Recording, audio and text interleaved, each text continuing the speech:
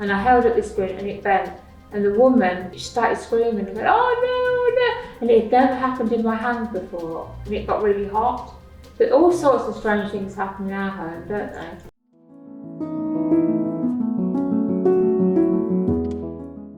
Hi, I'm Zodiac, I'm a psychic, and this is my mum, Natalie. Today we're going to be having a chat and talking to you about some of the experiences we've had. So what's your weirdest ever experience that you can remember? Oh, well, there's too many weird experiences for me to remember. When you kids were all small, we lived in a really big old house, didn't we? With a garden opposite the river, and it was probably about 300-400 years old. And you kids used to come down and say you'd seen things in the bedroom. Yeah, I saw a ghost once there. Yeah, you did. Only the once, but it was really scary. Yeah. But when I started doing my ghost hunting and writing my books, if you ever came with me, you were a nuisance because nothing would happen. Yeah, every time I went, nothing happened. It's like investigation. Repelling ghosts or something. Yeah, you used to do that. But when you grew up, because there used to be TV crews come to the house a lot and radio crews and stuff, and you were quite interested in the things I was doing, and you used to come with me to psychic fairs, didn't you, and do your magic? Because you were quite a good magician then, weren't you? Like a table magician. And then you used to watch me with the cards. You used to say, what do those cards mean? But you used to use my cards in your tricks and you'd lose them, some of them. Sometimes, yeah. But yeah, I sort of kind of taught you how to read the cards a bit, how to use the pen. I kind of taught myself a bit as well, just kind of. Well, you have to do it, you can't kind of.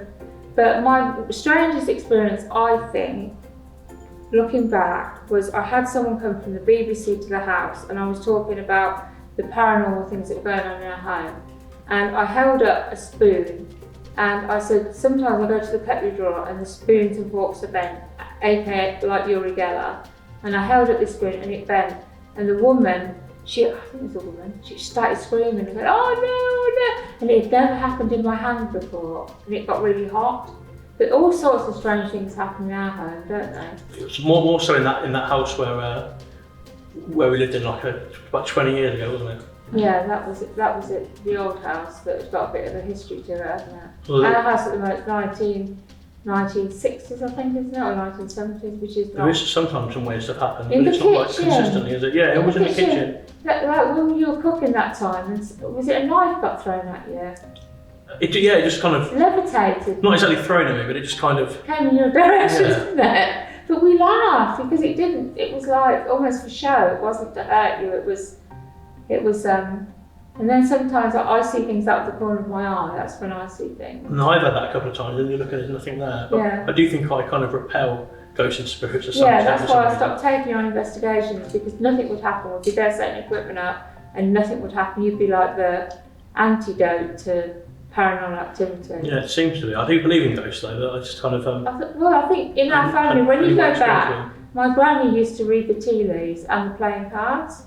And my dad was very, very psychic. He never worked as a psychic, but he used to always be able to tell what was going to happen. And if he wanted one of his customers he got his own business, if he wanted one of his customers to ring him and give him some business, he used to start talking about them.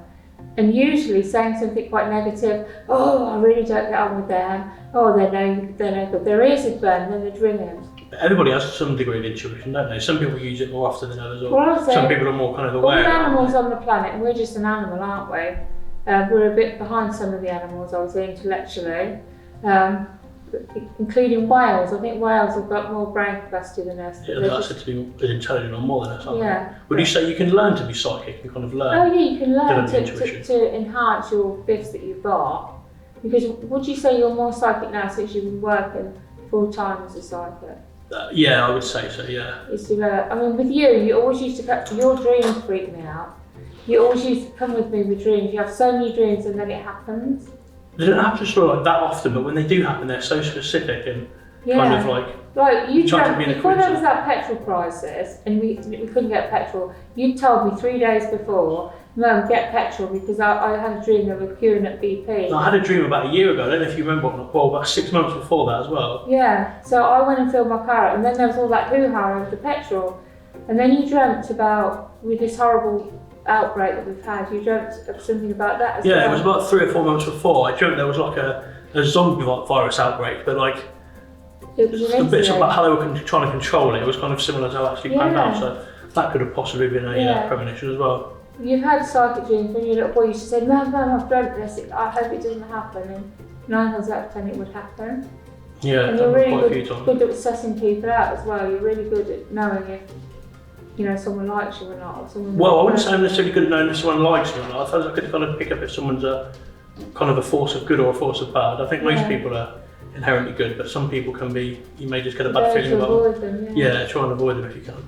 But you've grown up in a house where you can talk openly about the psychic world, and it's not a taboo subject. And I encouraged all 3 of you kids to, use your sort of gifts that you've got. And I'm doing it now with Alice, my granddaughter. I'm doing it. Oh, I didn't know you were teaching her. Right? Yeah, I'm teaching her quite a few things. Well, I think I was developed an interest in it quite young as well. Not necessarily doing it like consistently, but I was very young. You're in a house surrounded by old furniture, old books, and me talking about the paranormal and going on investigations and having, writing my books and telling you about the stories in my books. And it always used to like scary stories at night before you went to bed, real true, that you say, I want a true ghost story, not a made I can remember that, yeah. I think when I used to couldn't sleep, I was not going to sleep because I was kind of scared. Yeah, then you sound too scared to sleep.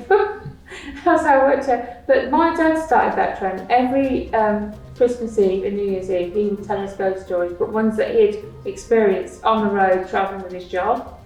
One time he was driving along, he saw this woman in a cape, like the Scottish Widows advert, and he was walking up to her, slowed down, pulled down his window and said, "Do you want to get in?" She looked at him, looked right through him, and he was really scared, so he drove off. And when he turned around to look in the rearview mirror, she'd gone. He said it was really strange. But a woman wearing a cloak, I mean, people don't wear cloaks nowadays, do they? No.